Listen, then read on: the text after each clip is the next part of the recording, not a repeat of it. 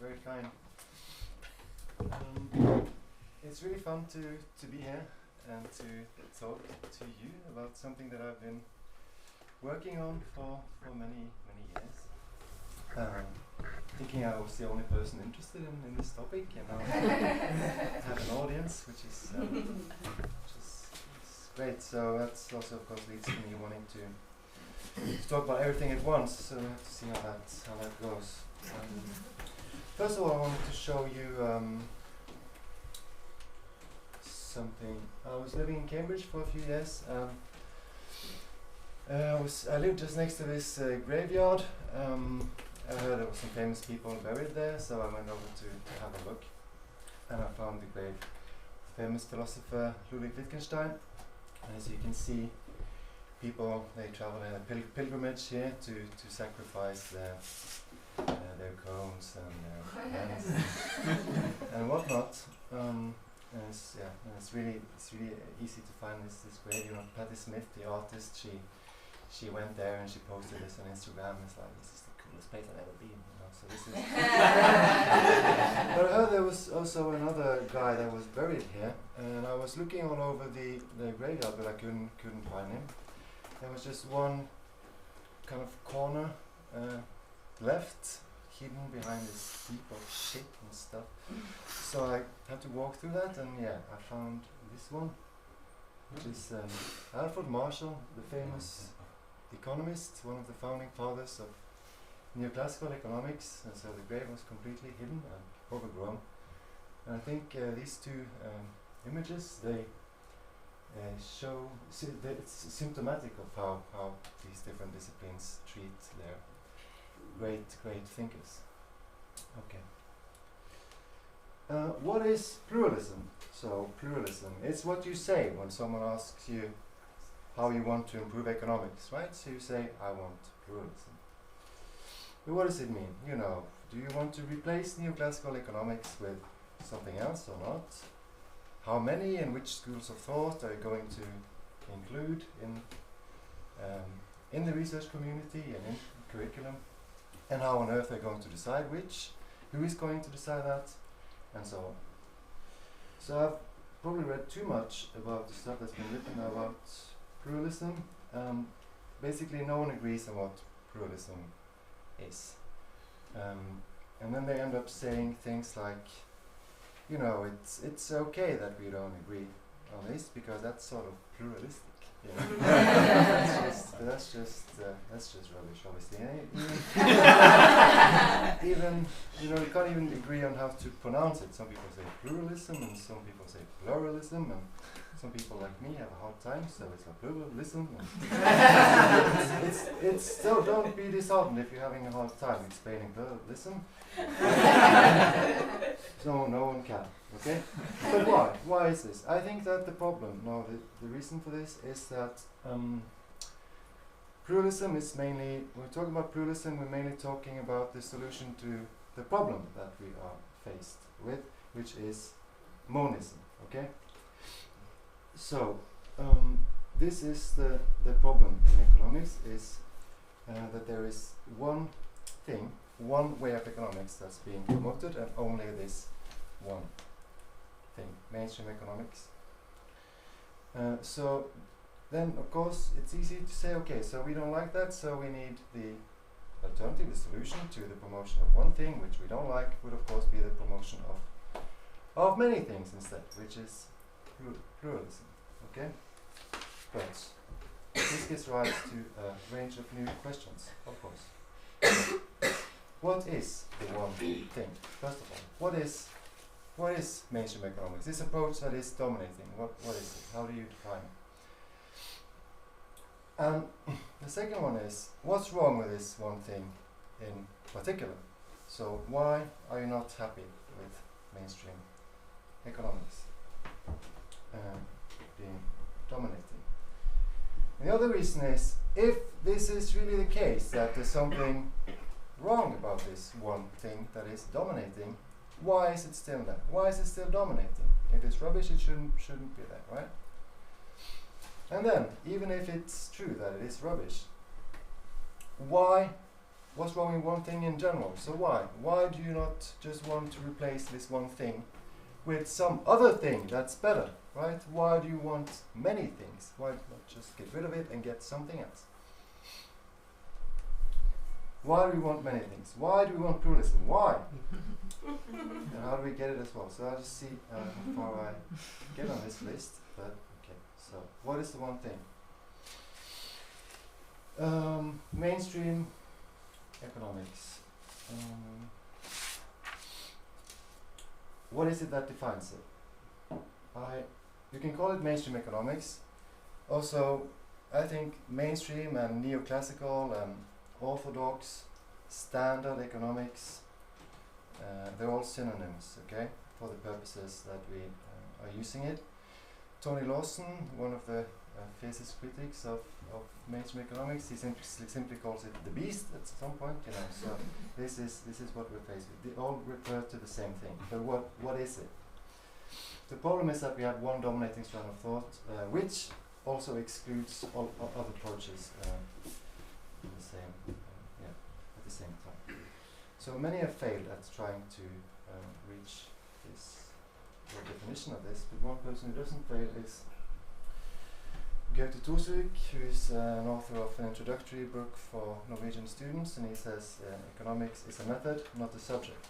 It's also Joris was talking about this yesterday. But what does it mean? It's really a fascinating statement, you know, because other subjects, you know, they are history is the study of history, biology is the study of living organisms, and you know, economics is very peculiar that it's not defined as a study of the economy, but as a way of studying stuff and stuff in general. So then, in principle, it could be studying anything, right? So and they do study anything and everything, such as, you know, how many children people get and how long education you take, and you know how tribes treat their elderly and how much they eat, and crime and punishment and war and peace, and even this really good example that we got from Beniamino Caligari, okay, Theory of Prostitution. This is published in a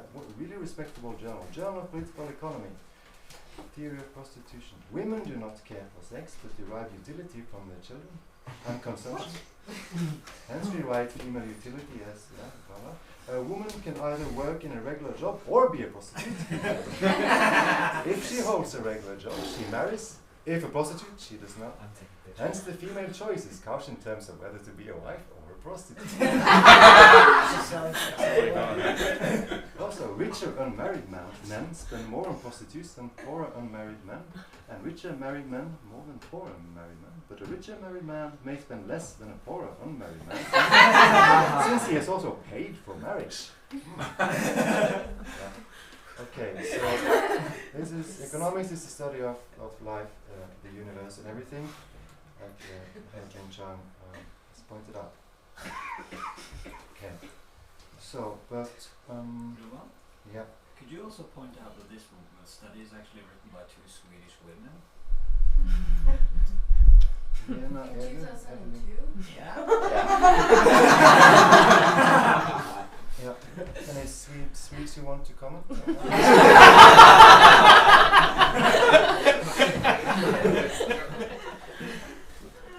I kind of wonder where they're affiliated, because they could be like either your professors now, or like we started saying like professors, like they're no longer professors, but they're retired professors, so that's the... No, they're either married or prostitutes.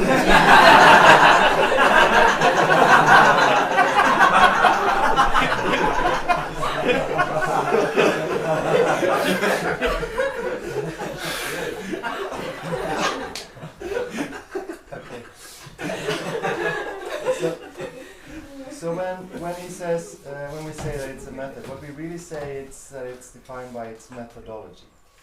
And what is methodology? Methodology is sort of the rules of the game of any science. It's the glasses that you was talking about yesterday that they glue onto your face. That's methodology. So it's on a level above theory, for example. So it and also models are below theory and so on. So yeah, so methodology is what kind of defines the paradigm or the school of thought, and it's also what separates one school of thought from other schools of thought. So Neoclassical Economics and Austrian economics and so on will have a different methodology from mainstream economics. This is what separates them.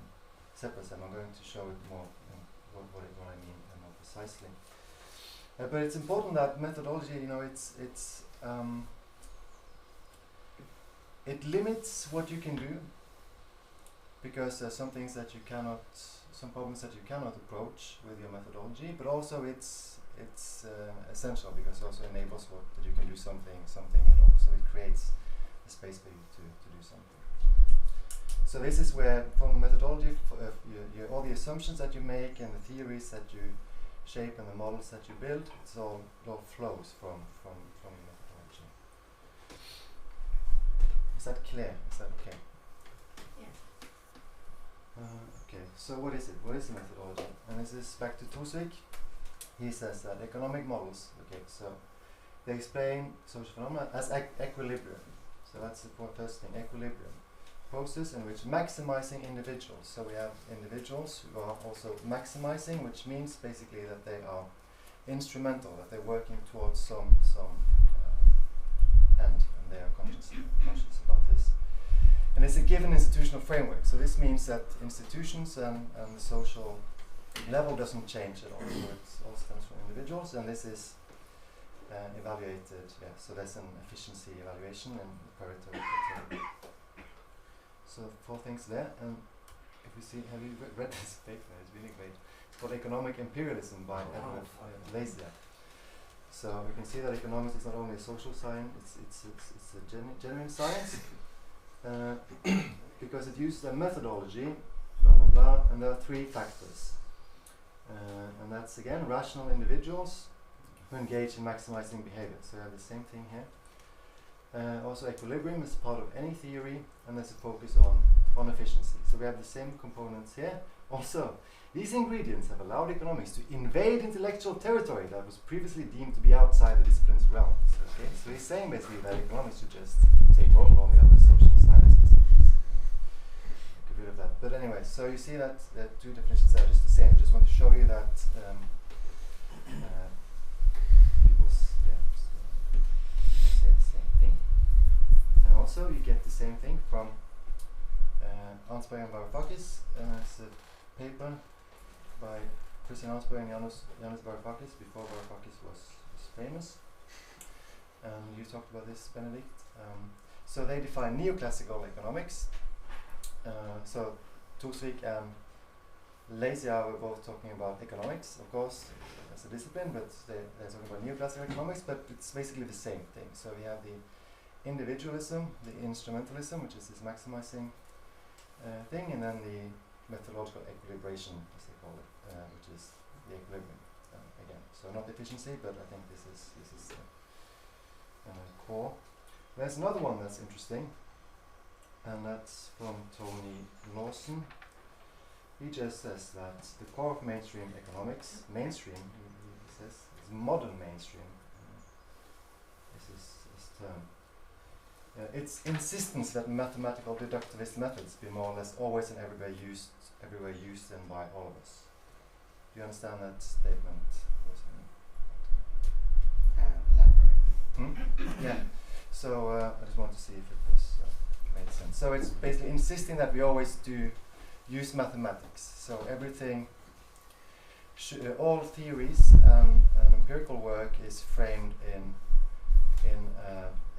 a way that could be put into symbols that can be represented mechanically, okay, or mechanistically.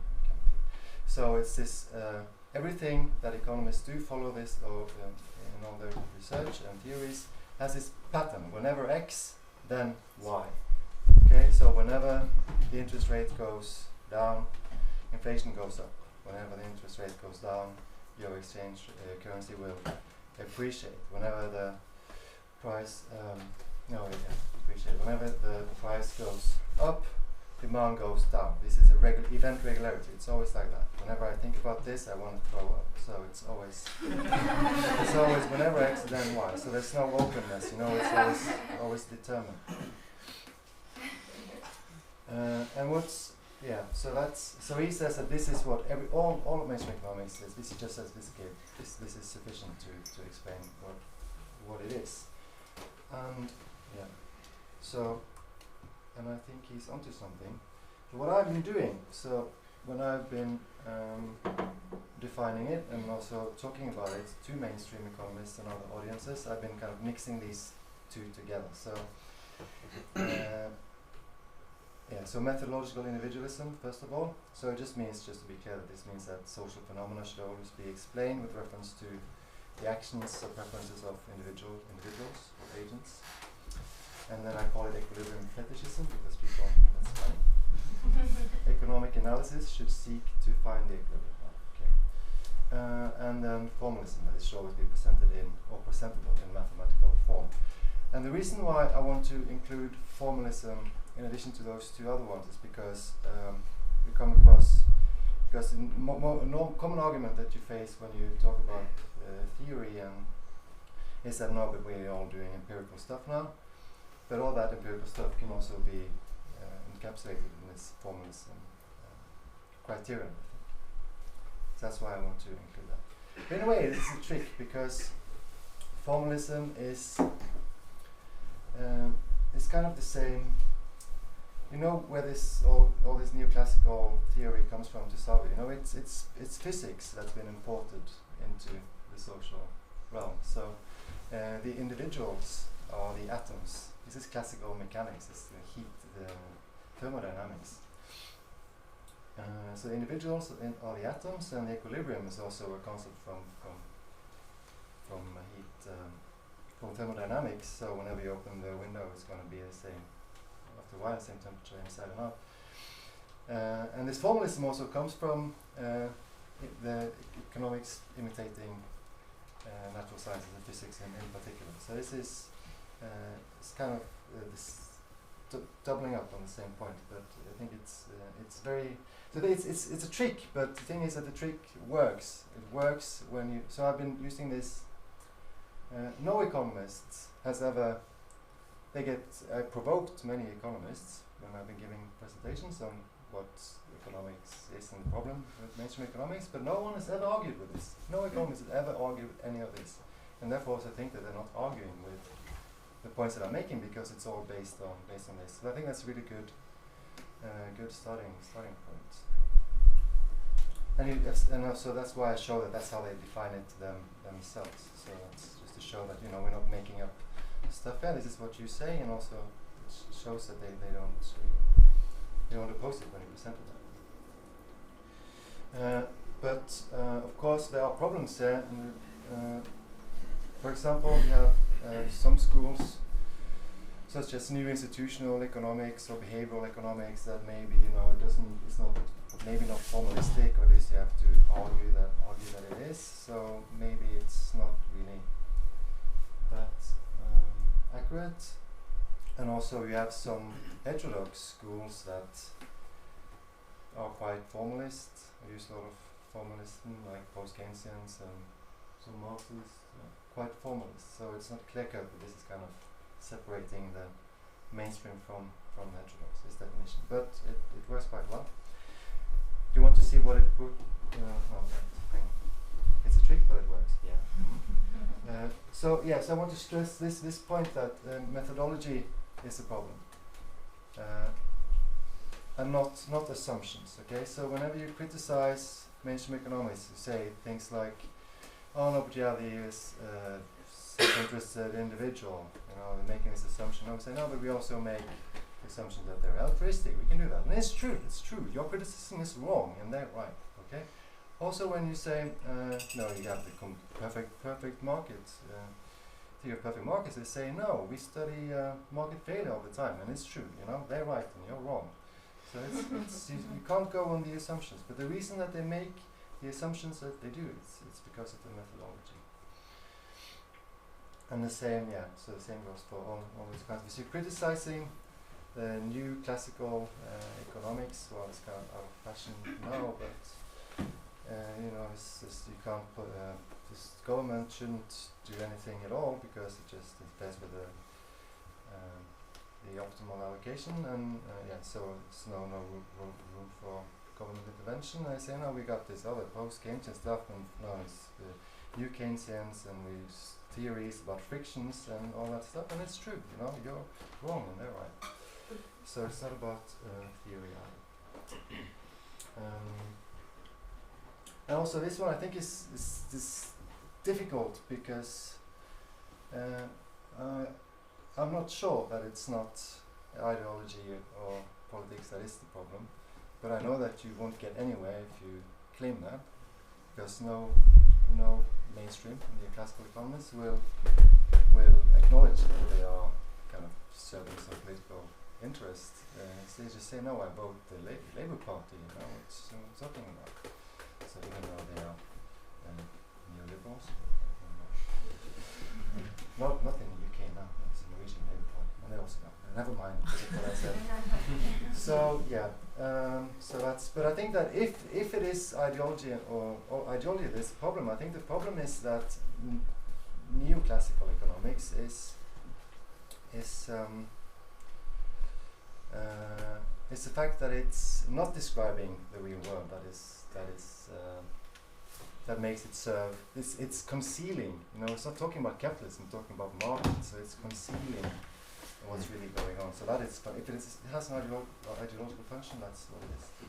Perhaps every ontology or every story about how the world works carries with it its sort of own ideology after a certain point.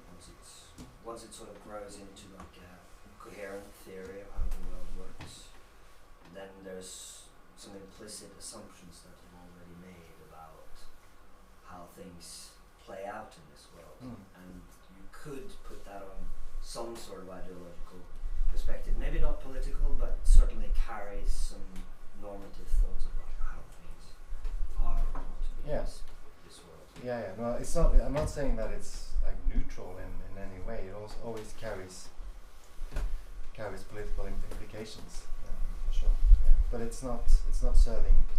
You can't say that it's not describing the it's not talking about capitalism. So it's not one neoliberalism. It's this market view that they have. It's got nothing to do with the way that the markets are created under neoliberalism either. So okay, we can discuss that afterwards if you want to.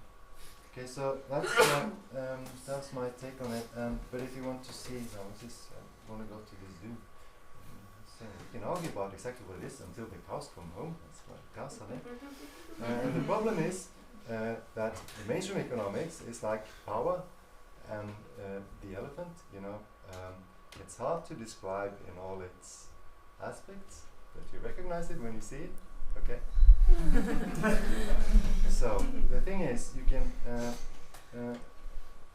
everything that is mainstream economics looks like something else that's mainstream economics. This is kind of what it's really like. Maybe, I don't know. So you have the core. It's like mainstream. I'm talking about these three methodological axioms: individualism, equilibrium theory, instrumental agents, and you have this mathematical barbed wire around that hard core. Then you have some outliers, maybe behavioral economics up there, and complexity theory and evolutionary game theory, whatever, new institutional economics down there. But you just have to connect the dots, and then you will find the nature of the beast. It's a sheep. And you can see that at its heart, there's the formalism is at its heart, pumping through the veins and then connecting everything. So it's all still the same thing, even though it looks like it's disconnected. We have to connect the dots. And it's also this sheep model that I created myself. So it also has this meta level accuracy, because that we understand then why mainstream economists all have this herd behavior. Because okay, so that's the sheep model. It's the best one that I devised. Okay, so never mind that. Yeah, so yeah, just mention one other thing, of course, is that when you define economics as a method or methodology, it means that it's just one method as well. So by defining it that way, you exclude everything else, just by definition. It's important point. Okay, but you have to, that was the first one, and what is the one thing, but what's wrong with this one thing in particular? Do we need a quick reminder of that, maybe? What's wrong with this mainstream economics? It's going to take you back to when I was studying economics during the financial crisis from 2008 to 12. Didn't learn anything about financial crisis, or about the euro crisis, or climate crisis, nothing at all.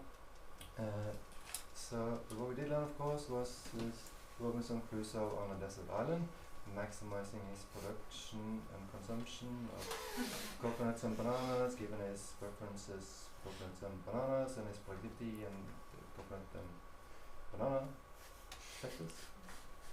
But then it gets more realistic after a while. So Friday comes in with some passion fruit or kaki or whatever, and we start to specialize in trade, and then we start to understand how the economy works on a desert island with 2 inhabitants. Yeah. So what's the problem? That was kind of weird. Why is that? And then the other thing that was weird, why did we not learn about financial crisis? And the other thing, of course, why did economists not see the financial crisis coming? And this is just this famous quote from Robert Lucas, one of the founding fathers of modern macroeconomics. The central problem of depression prevention has been solved for all practical purposes, and has indeed been solved for many decades until 2008. Yeah. So why? And this, they were all believing this, right? So why is mainstream methodology incompatible with understanding crisis? So just some points where I think it's useful to see how these turns out to be. It has to go through this quickly, but why the methodology gives you problems. Of course, with the methodology individualism is the point, so you don't have the feedback between agents. So when they have their expectations, forming their expectations, what happens in a crisis is, of course, that people look at what other people do, and they form expectations based on that, and then what happens in the market. So there's a feedback also between the institutions and the individuals. So by just looking at the individuals isolated, you cannot capture how that happens.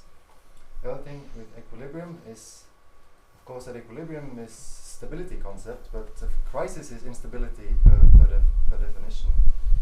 So then you have an equilibrium theory of something that is a disequilibrium. So that's the problem with the equilibrium when it comes to crisis. And formalism is really important. So the reason why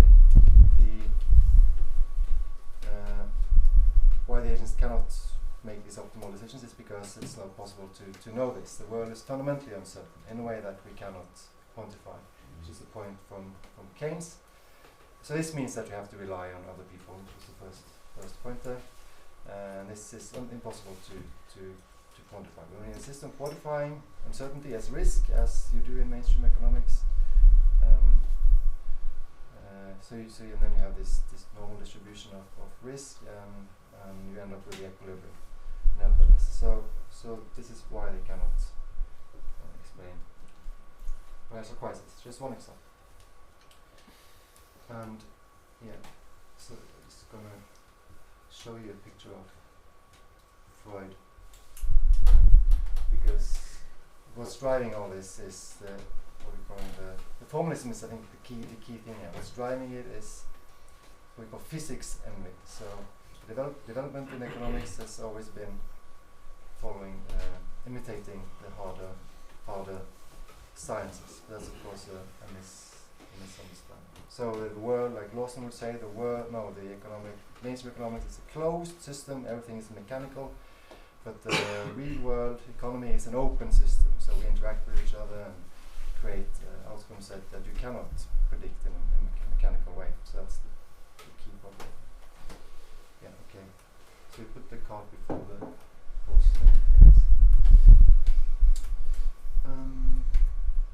why is there only one thing? How long am I gonna go on? Yeah, you can go on for half an hour. Okay. Why is there? So we've seen that this thing is rubbish. Quick reminder, one reason why. So, but why is it then? Why is it still there? What's it doing? To understand this, we have to read the Bible, the Gospel of Saint Matthew. And he says, "For unto everyone that hath shall be given, and he shall have abundance. But from him that hath not shall be taken away, even that which he hath." Okay, so that explains it all.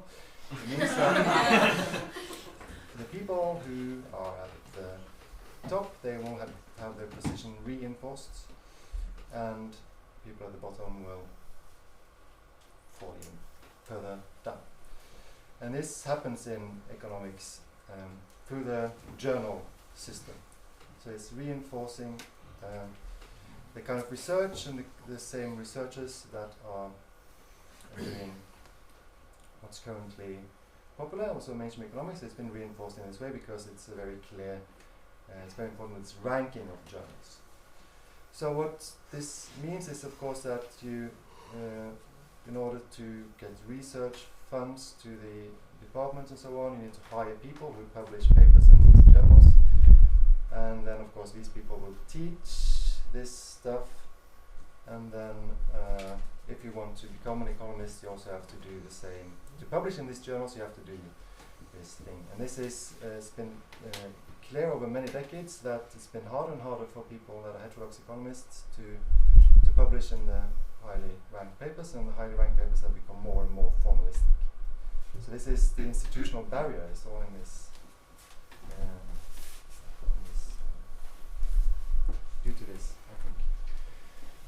And also, this is funny analysis by sociologist Marianne Foucault. She has compared economists with political scientists and sociologists, and she finds that economists tend to see, so there's clear hierarchy with this journal system.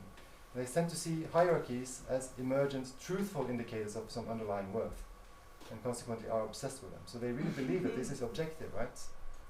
So to a much larger extent than other social scientists. Also largely unaware of the principles that underpin their own domination. Instead, they tend to rationalize power and inequality as a just product of merit, whether effort or talent. Okay, so this is sociological evidence that they don't understand the problem, that this cannot be objective. So publishers in top journals have to be the best ones. Right? There's no, when you try to, well, of course, not everyone. Some people will understand that it's not like that, but they have a tendency to think that this is the way it's objective. We've earned this by doing superior thinking. So even if there's something, so why shouldn't we just replace this mainstream economics with something else? Why not? Why do we need more? Why do we need more approaches? Why do we need pluralism? Why do you know post-Keynesian economics? We would just explain, that's problems with the financial crisis. Just get rid of the mainstream stuff. Get post. What's wrong with that? Huh? Why just a new post-Keynesian paradigm? That would be fantastic. Or why do we need pluralism? We need pluralism. Why? It's a wonderful quote from John Rawls, philosopher. "Being first virtues of human activities, truth and justice are uncompromising." And then the other John, Paul, second Pope, "Truth and freedom either go together hand in hand, or together they perish in misery." Maybe even better. Okay. So this is important: truth and justice, truth and freedom. So what is the first person who wrote about methodological pluralism in economics? His name is Bruce Caldwell, and he said, "Methodological pluralism begins with the assumption that no single optimal methodology is discoverable."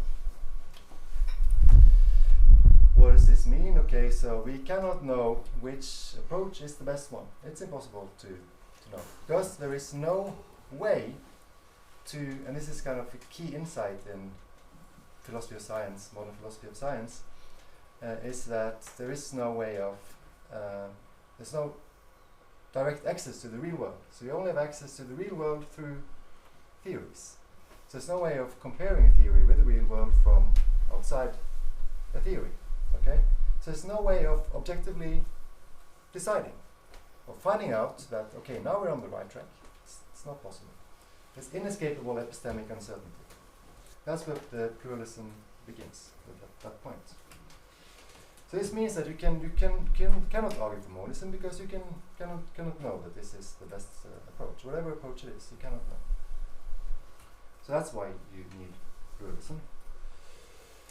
But if you think about heterodox economists, who are the people who say that they want pluralism, they're doing that for two reasons. And the first one is that it's adverse to truth. So they think that, okay, so if you are a post-Keynesian economist, you would think that the fact that I'm not being kind of I don't get to play with the other guys, it's a problem. It's a problem for truth, because I think that my theory is more truthful. So that's of course this should be included in the scientific community. That's the first thing.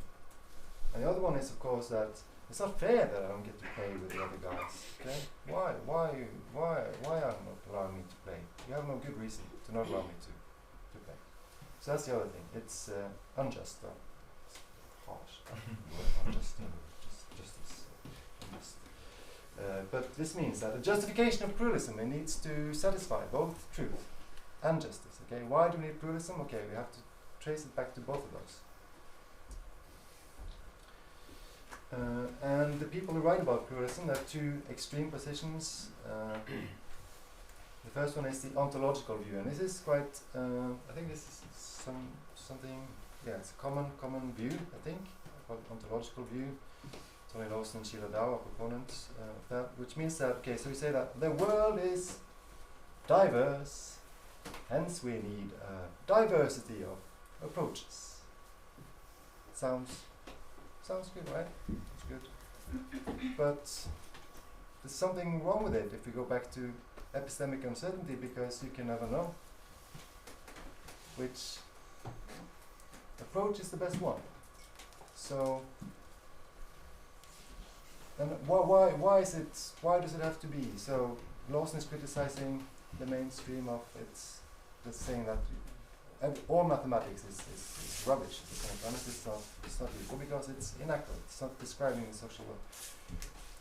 But the neoclassical economists will say that no, but we're simplifying for this and that reason and so on. So are these just different methodological preferences? Maybe you can't really say that one approach is that.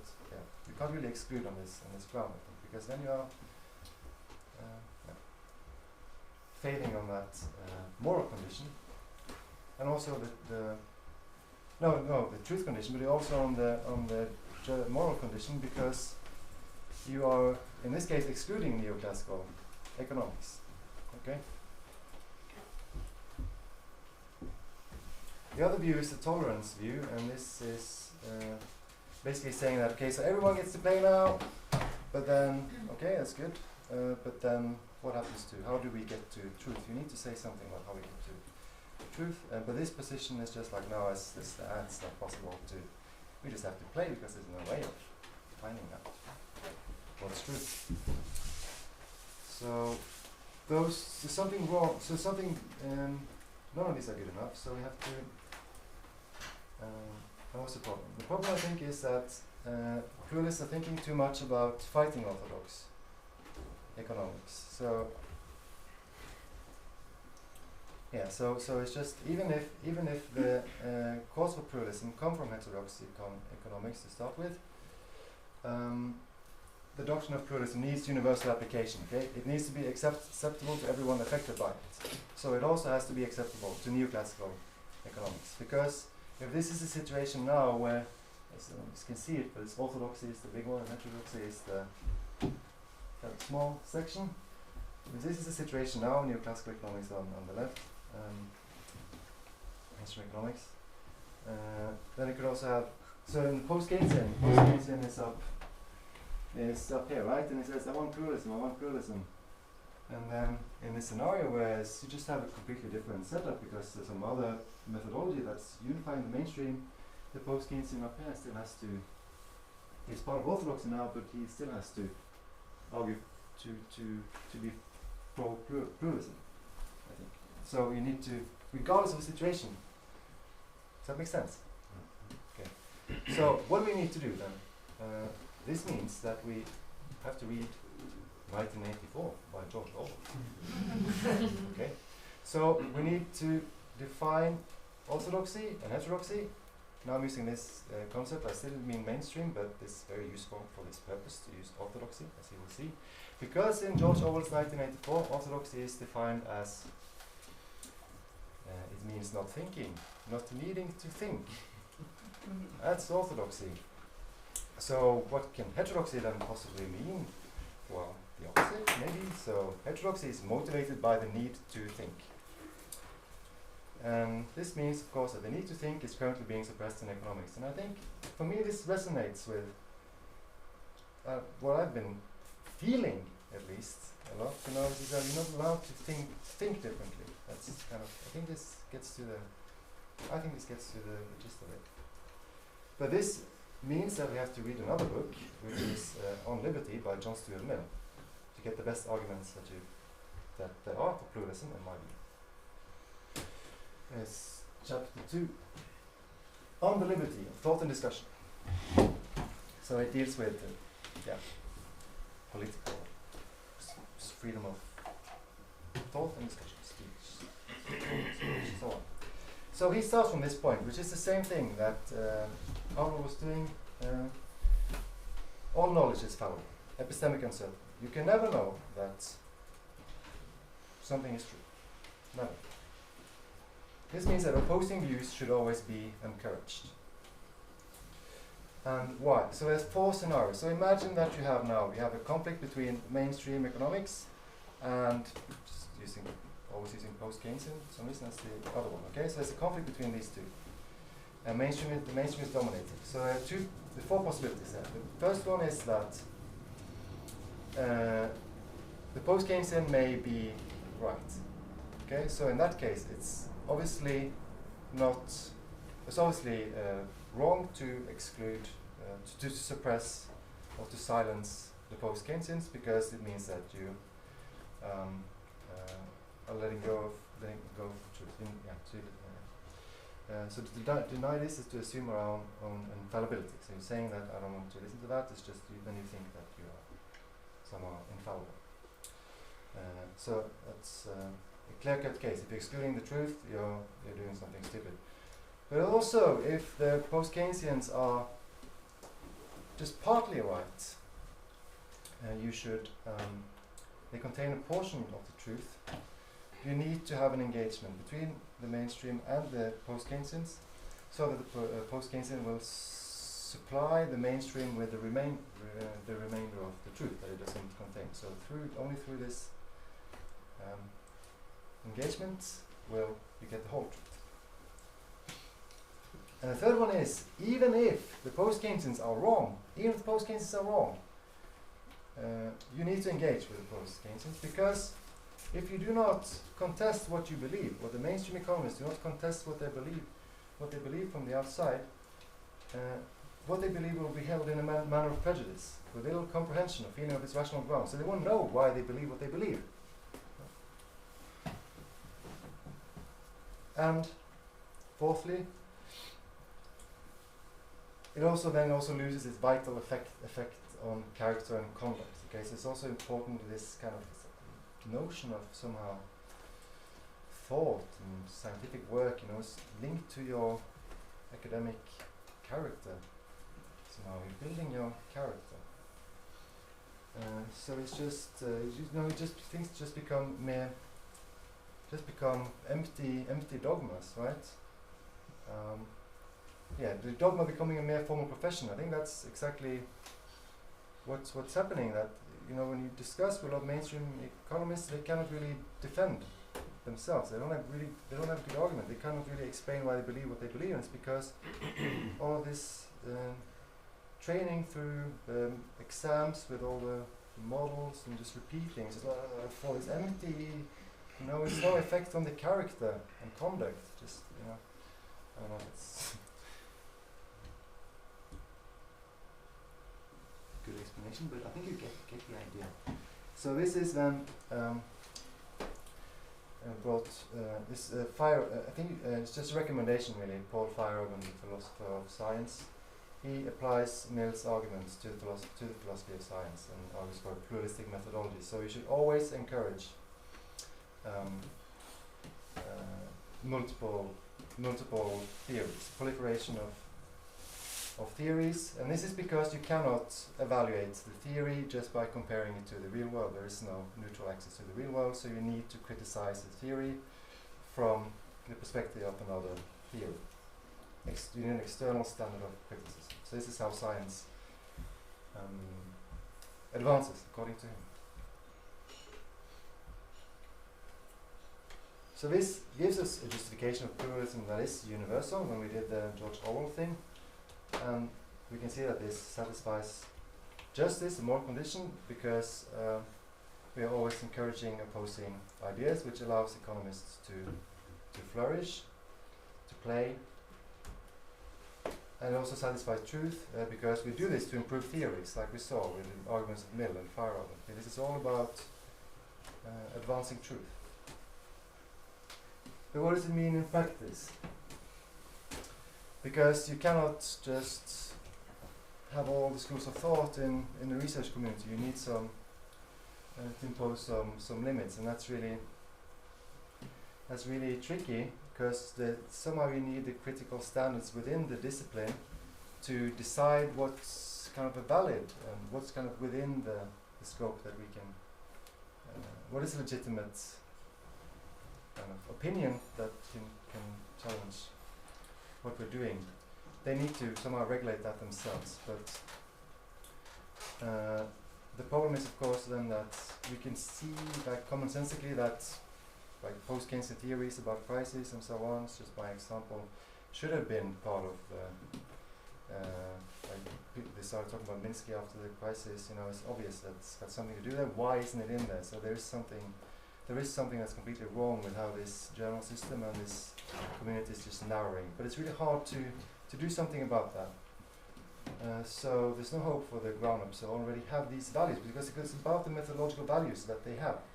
So the only way to do this is to change education. It's the only way, because that's how you form the values. So when the values of the economists are changed from the beginning, they will also have other values when they are in the scientific community, and will then be open to a broader range of perspectives.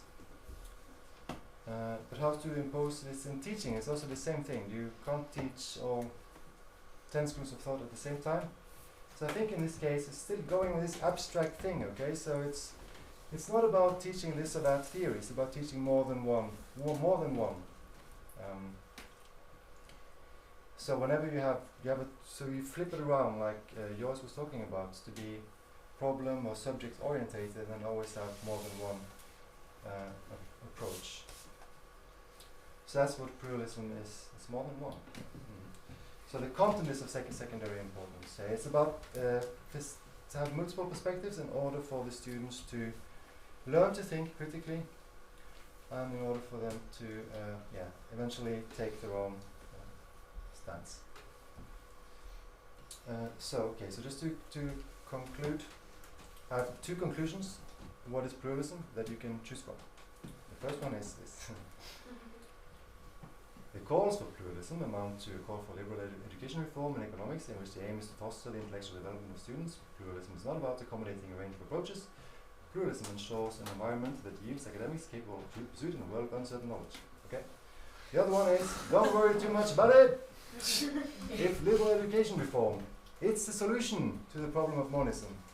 This is what we really want when we want talking about pluralism. So why should we still call it pluralism? That's an open question for you. Yeah. And then you have to stop the film because I'm going to